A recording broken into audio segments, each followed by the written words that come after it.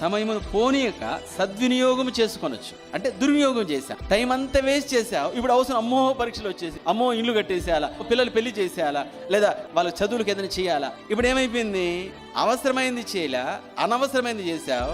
ఇప్పుడు ప్రతి పని అత్యవసరం అయిపోయింది. పొద్దున్న లేచినప్పుడు పరిగెత్తుని ఉంటాడు, రన్నింగ్ అన్న, లేచినప్పుడు రన్నింగ్. ఏమిటన్నా, అమ్మో నా టైం లేదన్న, తినడానికి లేదు, ఉండడానికి లేదు, నడవడానికి లేదు, కూర్చో, టైం లేదు.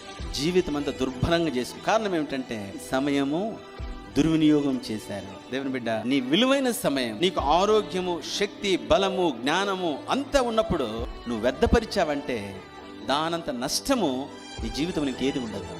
వయసు అంతా అయిపోయింది, నీకేదో చేయాలని ఉంది, ఏం చేస్తావు? దగ్గడం తప్ప ఏం చేయలేదు. కాలు నొప్పులు, ఒళ్ళు నొప్పులు, ఆర్తాయిడ్, జాయింట్ పెయిన్స్. ఇక అప్పుడు వచ్చి ఇప్పుడు ప్రభు కోసం ఏదైనా చేయాలన్నా ఏం చేస్తావు? ఏం చేయగలవు? అంత అయిపోయిన తర్వాత దేవుని బిడ్డ, విలువైన సమయము వ్యర్థం చేయబాకు.